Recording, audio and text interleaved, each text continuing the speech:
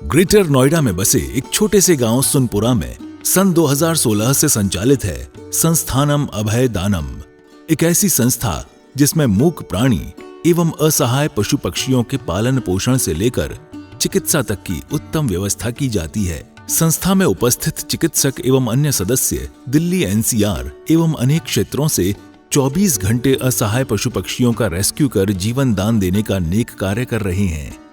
संस्था में ज्ञान दानम गुरुकुल भी चलाया जा रहा है, जहां छोटे बच्चों को लौकिक शिक्षा के साथ जैन धर्म एवं जीवन उपयोगी संस्कार भी दिए जा रहे हैं। शिक्षा ही नहीं बल्कि बच्चों के रहने एवं खाने की भी निःशुल्क व्यवस्था की जाती है। इनके साथ ही संस्थान में औषधानम आयुर्वेदिक एवं प्राकृतिक चिकित्सा केंद्र में चिकित्सकों के परामर्श से लोगों का उपचार निःशुल्क किया जाता है। संस्था में हथकरघा एवं हस्तशिल्प प्रशिक्षण केंद्र भी संचालित है, जिसमें युवाओं को विभिन्न कलाओं का निःशुल्क प्रशिक्षण प्रदान किया जा रहा है। सन 2017 में इस परिसर में श्री दिगंबर जैन मंदिर की स्थापना भी की गई, जहां अरिहंतगिरी तमिलनाडु से लाई गई मूलनायक भगवान शांतिनाथ की मनोहारी प्रतिमा लगभग 500 वर्ष प्राचीन है। प्रतिमा इतनी निराली है कि हर कोई इन पर मोहित हो जाता है। मंदिर जी में प्रतिदिन प्रभु का अभिषेक, शांति धारा एवं पूजन होता है। वर्तमान में पशुजन्य दुग्ध पदार्थ क्रूरता मुक्त न होने के कारण यहाँ अभिषेक हेतु वनस्पति जन्य विकल्पों जैसे कि नारियल जल, पुष्प एवं फलों के रसों का प्रयोग किया जाता है। क्षेत्र पर हस्तलिखित पांडुलिपि संग्रहालय, जैन वीगन ऑर्गेनिक भोजनालय, गुरुकुल निर्माण का कार्य निरंतर चल रहा है। यदि आप भी ऐसे मनमोहक स्थान संस्थानम अभयदानम के किसी भी कार्य एवं क्षेत्र में सहयोग देना चाहते हैं तो संपर्क करें 9868356946 9329322040। आचार्य श्री उमा स्वामी विरचित तत्वार्थ सूत्र पाठशाला। मंगल आशीर्वाद परम पूज्य आचार्य श्री 108 श्रुत सागर जी महाराज, परम पूज्य आचार्य श्री 108 प्रमुख सागर जी महाराज। प्रेरणा स्रोत परम पूज्य मुनि श्री 108 प्रणम्य सागर जी महाराज एवं परम पूज्य पाठशाला प्रणेता मुनि श्री 108 हनुमान सागर जी महाराज। नमन करता स्वर्गीय श्री उमाशंकर जैन गाजियाबाद वाले।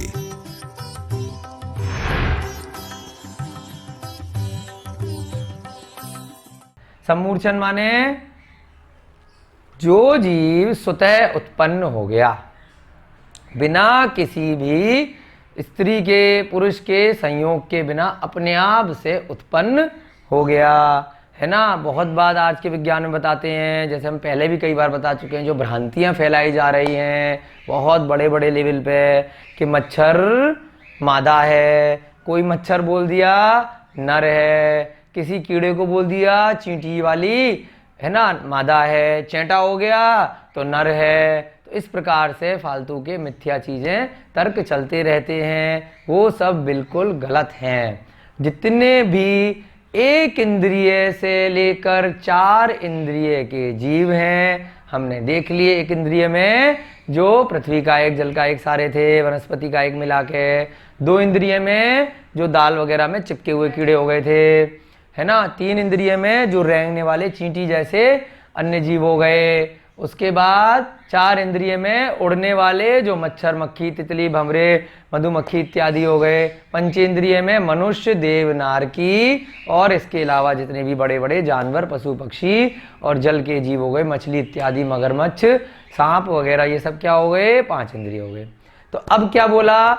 एक इंद्रिय से 4 इंद्रिय तक के जीव क्या हैं? वो सब की सब सम्मूर्छन है, स्वतः उत्पन्न हो रहे हैं। अब आपने कहा हमने तो वो बोया था कुछ अनाज तभी तो उत्पन्न हुआ, उसको सम्मूर्छन ही बोला जाएगा, क्योंकि एक ही तो बीज डाला है। आप 2 बीज डालेंगे तो 2 उग जाएंगे है ना। वो अपने आप से ही, अपने आप से उसने वातावरण से योग्य पुद्गल वर्गणाएं ग्रहण करी, तो वो सब कैसे जीव हैं? सम्मूर्छन है। अब जो वायु का एक जीव है, अपने आप उत्पन्न हो रहे हैं, कोई उनको उत्पन्न करने जा नहीं रहा है ना। ऐसी परिस्थिति हमने उत्पन्न कराने में सहयोग दिया कि मिट्टी दी, जल दिया, या आपने कुछ खाने को रखा तो चींटी वहाँ पे आ गई, है ना। अब आप ध्यान दीजिएगा कि बहुत बार आप देखते हैं कि गर्मियों के दिन हैं, आपने कहीं पर जल रखा थोड़ा सा, है ना, मटके में रखा या किसी बर्तन में रखा, उसमें बहुत बार आपके ध्यान में आता होगा कि जल के बीच में चींटियाँ आ गई। कहाँ से आ गई? चल के आई, कहीं जाने का भी रास्ता नहीं दिख रहा, उड़ के आ गई। कहाँ से उड़ के आ गई? उड़ते हुए देखा क्या आते हुए? वो सब सम्मूर्छन है, वहीं उत्पन्न हो जाती हैं। उसके बाद भले ही वो लाइन से इधर से उधर चलती रहेंगी। कोई भी आपने मीठा कहीं पे छोड़ दिया, आटा कहीं पे छोड़ दिया, या कोई खाने की वस्तु रह गई, तो उसको योग्य कोई वस्तु मिली और पीछे जगह से किसी जीव ने मरण किया था, उसने ऐसे कर्म अपने बांध लिए थे कि चींटी की पर्याय में उसको उत्पन्न होना था और उस स्थान पर उत्पन्न होना था, तो फटाफट से क्या होगा कि वहां पर चींटी उत्पन्न हो जाएगी। ना चींटी नर है ना मादा है, वो क्या है?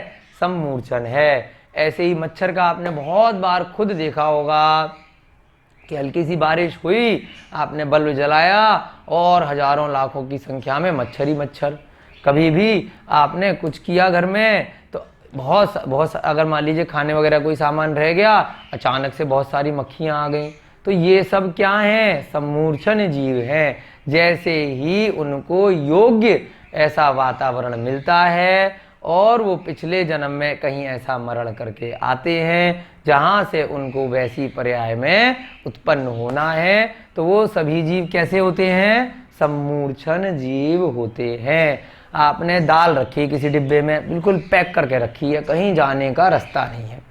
आप 1 महीने बाद देख लीजिए, अगर वो ठीक से सही वातावरण में नहीं रखी है, ऐसे वातावरण में रखी है जहाँ पर थोड़ा सा मॉइस्चर सीलन आ सकती है, तो सारी की सारी दाल में क्या होगा? छोटे छोटे घुन इत्यादि कीड़े लग जाएंगे। कहाँ से चल के आए भाई? किसी ने पैदा किया क्या उनको? कैसे आए? सब सम्मूर्छन है। उनको जैसा योग्य वातावरण मिला, पिछले जन्म में उनका ऐसा मरण हुआ, वो वहां पर आकर क्या बन गए? 2 इंद्रिय पर्याय में लट बन गए, गुण बन गए। तो ये सारे क्या हैं? सब सम्मूर्छन हैं। हमने खुद भी बहुत बार देखा है कि टेबल पे कुछ रखे खा रहे हैं, रखा हुआ है, अचानक से कोई जगह नहीं है, एकदम से चींटी आई, तो कहने में क्या आया था? उड़ के आ गई कहीं से। कहाँ से उड़ के आ गई भाई? इतने ऊपर तक कहाँ से उड़ रही थी वो चींटी हवा में? वो सब स्वतः उत्पन्न हो रही है वहीं की वहीं। उसके बाद भले ही वो लाइन लगा के, क्योंकि क्या है, उनके चक्षु इंद्रिय नहीं है, अभी उनका कुछ समय का जीवन है, कुछ दिन का जीवन है, तो तब तक क्या करेंगी? स्वभाव से बहुत सारी चींटियां हो गई तो लाइन से एक के पीछे एक अपना चलती रहेंगी और कुछ ना कुछ, क्योंकि उनकी रसना इंद्रिय है तो कुछ ना कुछ खाती रहेंगी। आगे आपको सम्मूर्छन समझ में अच्छे से। उसके बाद दूसरा आया, क्या आया दूसरा वर्ड? सम्मूर्छन। लिखवा भी देंगे, अभी समझा रहे हैं खाली। सम्मूर्छन के बाद गर्भ। गर्भ के लिए क्या कंपलसरी कंडीशन है? कि मेल और फीमेल 2 का होना जरूरी है, यानी कि नपुंसक नहीं हो सकते यहां पर। सम्मूर्छन में एक चीज और पहले आपको बताई थी, 1 इंद्रिय से 4 इंद्रिय की जीव, उसमें मेल फीमेल का चक्कर है ही नहीं। सारे की सारे क्या हैं? नपुंसक हैं। नपुंसक का मतलब कि उनके नर और मादा का भेद नहीं होता, सब एक जैसे होते हैं। नारकियों में भी सब नपुंसक बताए थे और 1 से 4 इंद्रिय के जीव भी सब नपुंसक होते हैं। कहने में आ जाता है, कई बार पेड़ों में भी लोग कर देते हैं कि आंवले का पेड़ ये वाला मेल है और ये फीमेल है, तो इसलिए पास पास रखो तो दोनों में फल आएगा। ये सब ऐसे ही जगत में कहावतें चलती हैं। सब पेड़ पौधे सारे की सारे क्या होंगे? 1 इंद्रिय से 4 इंद्रिय के जीव नपुंसक होंगे। गर्भ जन्म में क्या कंडीशन डाल दी कि भाई 1 मेल होगा, 1 फीमेल होगा, 1 नर होगी और 1 मादा होगी। उनके संयोग से जो भी जीवों की उत्पत्ति होगी, स्वतः नहीं हो सकती, है ना, नर और मादा के संयोग से। अब जानवरों में बताइए गर्भ जीवन है कि नहीं है? जो गाय है, भैंस है ना। अब आर्टिफिशियली आजकल इंसेमिनेशन वगैरह करके करने लग गए हैं, लेकिन वो भी वीर्य कहाँ से लेके आते हैं? किसी ना किसी नर से लेके आएंगे, है ना, वो सब गलत प्रक्रियाएं हैं, हमें उनसे बचना चाहिए। ये सब विज्ञान के दुरुपयोग हैं वर्तमान पंचम काल में। तो नर और मादा का संयोग जहां पर होगा, तो इसको कहने में क्या लिखते हैं शास्त्र भाषा में, स्त्री का रज और नर का वीर्य जब साथ में मिलता है, स्त्री के गर्भ में क्या होगा, संतान की उत्पत्ति होगी। तो अब यहां पर उसको क्या बोला, गर्भजन्म। अब यहाँ पे कंफ्यूजन आता है कि भाई अंडा तो हमने कहीं लिखा ही नहीं है, तो अंडा वाला अगर मुर्गी ने अंडा दिया तो वो गर्भ है या क्या है, हाँ, वो से भी गर्भ जन्म बोला, क्योंकि एक मुर्गा होगा एक मुर्गी होगी, उनका संयोग होगा। चाहे आर्टिफिशियली आजकल करा रहे हैं अंडा पैदा करने के लिए, वो सब गलत प्रक्रिया है, परंतु वास्तव में क्या है, मुर्गी और मुर्गा दो होंगे। जिन भी जीवों में नर और मादा का भेद अलग अलग होगा, उनके संयोग से चाहे अंडा पैदा हो चाहे गर्भ में जन्म ले, दोनों को ही क्या बोलेंगे, गर्भज जन, यानी कि गर्भ से आए हैं। अभी लिखवा भी देंगे इसको। और तीसरा वर्ड क्या आया, यानी ध्यान से समझिए, इस चीज में कंफ्यूजन आता है बहुत ज्यादा, अगले सूत्र में और इसको क्लियर करेंगे कि जो अंडे से जीव पैदा हो रहे हैं, मुर्गी के, चिड़िया के, छिपकली के, सांप के, बहुत सारे जीव, मोर के, ये सारे जीव कैसे हो रहे हैं, भले ही अंडे से पैदा हो रहे हैं, लेकिन एक मोर होगा एक मोरनी होगी, एक चिड़िया नर होगी एक मादा होगी। जहां पर भी नर और मादा आ गए साथ में, तो उसको गर्भ जन्म ही कहते हैं। ठीक है, वो अगले उसमें आएगा, इसमें गर्भ जन्म के भेद में आएंगे, जो अगले सूत्र में हम आज करेंगे कि गर्भ जन्म में अंडे से भी हो सकता है और अंडे के अलावा सीधे सीधे गर्भ से भी जीव का जन्म हो सकता है। तीसरा क्या बोला, उपपाद। ये उत्पाद नहीं है, उपपाद का क्या मतलब है, हाँ, उपपाद शैया, एक बहुत सुंदर शैया होती है देव में, जो देवता पैदा होते हैं जो स्वर्गों में, तो उपपाद शैया में जिनका जन्म होता है। यहाँ पर क्या हुआ, आपने बहुत अच्छे कर्म किए, अच्छे से समाधि मरण हो गया आपका, है ना, या आपने समाधि के अलावा भी तप इत्यादि बहुत अच्छे से कर लिए। जो 4 प्रकार की देव पर्याय हैं अगले अध्याय में हम पढ़ेंगे, तो उन चारों प्रकार की देव पर्याय में कौन कौन सी हैं, ऊपर के एक देव हैं जिनको वैमानिक देव बोलते हैं, नीचे के देव हैं व्यंतर, भवनवासी और ज्योतिष देव। तो इन 4 प्रकार के देवों में क्या होता है, कहीं पर भी आप अगर यहाँ से मरण करके गए, देव पर्याय में आपकी उत्पत्ति हुई, तो वहां पर तो गर्भ हैं, लेकिन वहां पर नर और मादा तो हैं, परंतु उनका संयोग से बच्चे पैदा नहीं होते। यहीं से सीधे कोई जीव जाएगा और क्या होगा, देव पर्याय में जाकर के उत्पन्न हो जाएगा।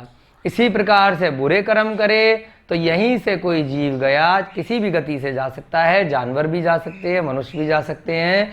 क्या हुआ, नीचे नरक बताए हैं, तो नरक में जाके स्वतः उत्पन्न हो गए। स्वतः उत्पन्न तो हो रहे हैं, लेकिन वातावरण से योग्य परमाणु लेके नहीं हो रहे। तो वातावरण से योग्य परमाणु लेके 1 से 4 इंद्रिय तक के होते, तो क्या बोलते, सम्मूर्छन। देवता और नारकी की पर्याय में चले गए तो क्या बोला, उपपाद जन्म, यानी कि देवों में क्या है, बहुत सुंदर उपपाद सैया होती है, रत्नमयी सैया होती है। यहाँ से जीव मरा, हम यहाँ पे रो रहे हैं, हाय रे चला गया, और उसने तो बहुत अच्छे कर्म करे थे, वो जाके कहाँ बैठ गया, सीधे की सीधे उपपाद सैया में जाकर प्रकट हो गया। वहां प्रकट होते ही क्या हुआ, मात्र 1 अंतर्मुहूर्त में, ऐसा शास्त्रों में वर्णन आया है, यानी कि 48 मिनट में क्या हो जाएगा, एकदम यंग हो जाएगा, युवा हो जाएगा, बहुत सुंदर शरीर उसका, कांतिमान, देव पर्याय में उसकी उत्पत्ति हो जाएगी, वैक्रियक शरीर का धारी हो जाएगा, जो अगले सूत्र में 5 प्रकार के शरीर बताएंगे। अब यही चीज बेचारा नरक का जीव बन गया, तो क्या होगी, जो बहुत सुंदर रत्नमयी शैया थी उसकी जगह क्या हो जाएगा, उसके बिल निकलेंगे, जैसे चूहे के बिल होते हैं वैसे ही छोटे छोटे से बहुत सारे बिल हैं। कहाँ पर, नरक में, उनमें से गिरेगा बहुत जोर से, ऊपर से सर के बल गिरेगा, नीचे जो नरक की जमीन है वहां जाके टकराएगा और फिर बहुत टाइम तक उछलता रहेगा। ये सारा वर्णन आपको सीखना हो तो 6 डाला पढ़िए। दौलत राम जी ने इतने अच्छे से बताया है, लोगों को डर लगने लगता है, हाय रे क्या हो जाएगा। अरे बताया है, सच्चाई है, तभी तो पता होगा आपको कि वहां जाके कितने दुख भोगने हैं, तभी तो वैसे कर्म नहीं करोगे। अगर पता है कि नरकों में तो बड़ा आनंद है, स्वर्गों में भी आनंद है, नरकों में भी आनंद है, या स्वर्ग नरक तो कुछ होते ही नहीं है, सब चीज यहीं पर है। तो जो मनुष्य गति मिल गई अंतिम है, लूटो खाओ मौज लो, तो उन जीवों का कुछ नहीं होने वाला। वो सब अनादिकाल से मिथ्या में थे, मिथ्या में हैं, मिथ्या में रहेंगे। पर अपन तो क्या है, सम्यकदर्शी बनना चाहते हैं। पहले थे या नहीं थे उसका नहीं पता। आगे हमें कहाँ जाना है, स्वर्गों में जाना है। क्यों जाना है, क्योंकि पंचम काल में अभी थोड़ी सी मजबूरी है कि सीधे सीधे अभी यहाँ पे भरत क्षेत्र से मोक्ष नहीं हो सकता है। तो लेकिन एक बीच की सीढ़ी है, तो वहां पर कुछ दिन जाकर रेस्ट तो कर सकते हैं ना। उपवास सैया पे जन्म तो ले सकते हैं, या नरकों में जन्म लेना है। नरकों के जन्म से बचना है तो देव पर्याय में पहुंचना है। तो क्या करना पड़ेगा, जो भी तत्वार सूत्र में लिखा है उस सबको सीखना पड़ेगा, यथासंभव प्रयास के साथ में उस पर अमल भी करना पड़ेगा। तो कौन सा जन्म बोला, उपपाद जन्म। नारकी है तो बिल में से गिरेगा, और अगर वैमानिक देव या बाकी कोई से भी 3 प्रकार के जो अन्य देव हैं, 4 प्रकार के देवों में गया तो कहाँ उत्पन्न होगा, उपपाद सैया में। मात्र 48 मिनट में युवा हो जाएगा। चलिए लिखते हैं फटाफट से। उपपाद शैया है, शैया का नाम है। तो जो शैया यानी कि जो पलंग है वहां पर रत्नमयी, वहां पर जाके जो जीवों की उत्पत्ति होती है, गर्भ से नहीं होती है, ना ही सम्मूर्छन होती है, तो उस जन्म को क्या बोला, उपपाद जन्म। प्राकृतिक वातावरण में स्थित है। यहाँ बहुत सुंदर हसमुख प्रतिमाएं, नेमिनाथ भगवान की, मुनीश्वर भगवान की दर्शन करके मन प्रफुल्लित हो जाता है। यहाँ पे गौशाला चल रही है, पशु पक्षियों के लिए प्राकृतिक वातावरण है, और खाने की भी यहाँ उत्तम व्यवस्था है। बहुत ही अच्छा लगा, बार बार आने का मन कर रहा है। तीर्थंकर लेनी आना चाहिए। सभी जैन बंधु यहाँ पधारे और दर्शन करके अपने आप को कृतार्थ माने, धन्य माने। नदी के अंदर से ये प्रतिमा निकली है, ये पूरा मंदिर नदी में से निकला है। आप सभी को यहाँ के दर्शन करने चाहिए और जरूर से आना चाहिए। यहाँ पे गौशाला और हथकरघा का काम भी चलता है, और बहुत ही अतिशयकारी प्रतिमा है, बहुत ही सुंदर, जिसको देखते ही मन ऐसा करता है कि बार बार यहाँ मंदिर आए और बार बार दर्शन करें। प्रतिमा इतनी अतिशयकारी है कि दोबारा वापस मंदिर फिर दर्शन करने आए हम लोग। आचार्य श्री उमा स्वामी विरचित तत्वार्थ सूत्र पाठशाला। मंगल आशीर्वाद परम पूज्य आचार्य श्री 108 श्रुत सागर जी महाराज, परम पूज्य आचार्य श्री 108 प्रमुख सागर जी महाराज। प्रेरणा स्रोत परम पूज्य मुनि श्री 108 प्रणम्य सागर जी महाराज एवं परम पूज्य पाठशाला प्रणेता मुनि श्री 108 हनुमान सागर जी महाराज। नमन करता स्वर्गीय श्री उमाशंकर जैन गाजियाबाद वाले। प्रायोजक ज्ञान दानम गुरुकुल।